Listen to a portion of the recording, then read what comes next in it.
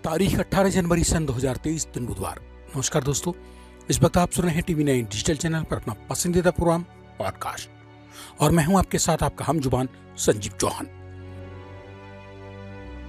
आज दो टूक बात इटली के उस कुख्यात इंटरनेशनल अपराधी के पकड़े जाने की, जिसकी गिरफ्तारी ने इटली के प्राइम मिनिस्टर को भी हैरत में डाल दिया। मैं जिक्र कर रहा हूं सिसिली के माफिया डॉन कोसा नोस्ट्रा के नेताओं में से एक माटेओ मेस्सिना डेनारो की गिरफ्तारी का, जिसे आखिरकार 30 साल बाद हिरासत में ले ही लिया गया। इटली पुलिस को पता चला था कि परलेमो में निजी मुड्डालेना क्लिनिक में डेनारो चोरी छिपे अपना इलाज करवाने पहुंचा है। बस इतनी भर्ची खास खबर के बलबूते 100 से ज्यादा पुलिस अधिकारियों ने क्लिनिक को घेरकर डेनारो को दबोच लिया। कई हफ्तों से यह अफवाह फैली हुई थी कि डेनारो बीमार था और उसकी कीमोथेरेपी हो रही थी, लेकिन यह जनता के लिए एक आश्चर्य की बात थी कि इटली के सबसे वांछित व्यक्ति का आम नागरिकों के साथ परलेमो क्लिनिक में इलाज चल रहा था। वो इन दिनों तमाम स्वास्थ्य और शारीरिक परीक्षणों के वास्ते लाइन में लगा हुआ था। जब एक पुलिस अधिकारी ने उससे पूछा कि वो कौन है, पुलिस अधिकारी का सवाल सुनते ही डेनारो के साथ मौजूद उसके सहयोगी ने उसे बचाने की कोशिश की, मगर डेनारो ने अपने सहयोगी को रोक दिया और इटली के पुलिस अफसर को आगे बढ़कर खुद ही जवाब दिया। बताइए क्यों, क्या करेंगे? मैं माटेओ मेस्सिना डेनारो हूं। 16 जनवरी सन 2023 को डेनारो की गिरफ्तारी उसके गुरु टोटो द बीस्ट रीना की गिरफ्तारी के ठीक 30 साल 1 दिन बाद हुई है। इससे यह साबित होता है कि कोसा नोस्ट्रा की आंतरिक व्यवस्था पूरी तरह से बदल चुकी थी और शायद उन्हीं में से किसी ने उसे छोड़ने का फैसला किया, क्योंकि वो उनके लिए अब उतना उपयोगी नहीं रह गया था। अगर 30 साल पहले के इटली में झांक कर देखें तो डेनारो आखिरी बॉस है जो 1990 के दशक की शुरुआत में कोसा नोस्ट्रा के आतंकवादी हमलों से जुड़े तमाम रहस्यों को जानता है।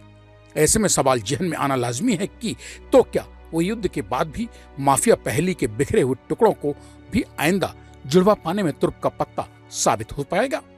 हालांकि इसकी संभावना नगण्य ही है।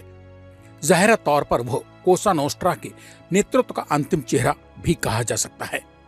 इटली के जांचकर्ता इस बारे में खुद भी कम ही जानते हैं कि मौजूदा नेता कैसे दिखते हैं और अब वो अन्य माफिया संदिग्धों की तलाश करते समय अतिरिक्त सावधानी बरतेंगे।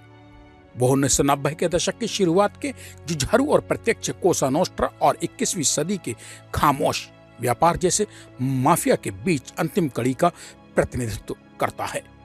इटली की मौजूदा वक्त की पुलिस तो यही मानकर चल रही है कि वो एक माफिया परिवार में पैदा हुआ था और हिंसा फैलाने के लिए इटली में बदनाम है। माफियोसी का एक समूह यानी रीना और बर्नार्डो प्रोवेनजानो के नेतृत्व में वो अंतिम माफिया बॉस है जो कोरलियोन पीढ़ी से जुड़ा है, जिसने अनिवार्य रूप से 1990 के दशक की शुरुआत में इटालियन राज्य के खिलाफ लड़ाई लड़ी थी। यह गिरफ्तारी इतालवी राज्य के लिए एक स्पष्ट जीत है, लेकिन ऐसे नाजुक वक्त में सवाल यह जहन में आना लाजमी है कि डेनारो को सिसिली में खोजने में इतना समय आखिर लगा ही क्यों और कैसे? जाहिर सी बात है कि इटली की एजेंसियां उसका सुरक्षा घेरा 30 साल तक भेद पाने में पूरी तरह से नाकाम ही रही थीं। कोसा नोस्ट्रा का अंत या एक नया युग? डेनारो की गिरफ्तारी से कोसा नोस्ट्रा को संकट में डालने वाली खाली जगह बन सकती है, लेकिन डेनारो की गिरफ्तारी को इटली में माफिया राज का अंत तो कतई नहीं कहा जा सकता है।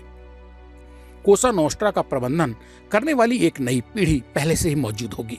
संभव है कि कई लोग अब कोसा नोस्ट्रा को मृत घोषित कर डालें। स्पष्ट रूप से यह उतना मजबूत नहीं है जितने कि इटली के अन्य मुख्य संगठित अपराध गिरोह जैसे कि कैलाब्रियन, नड्रांगेहटा और नियति कैमोर्रा हैं। डेनारो की गिरफ्तारी और उसके पतन के बाद भी कोसा नोस्ट्रा कार्य करना जारी रखेगा और इतालवी अर्थव्यवस्था और बहुत से अन्य यूरोपीय देशों की अर्थव्यवस्थाओं के लिए सिरदर्द बना रहेगा। अगर ये कहूं तो गलत नहीं होगा।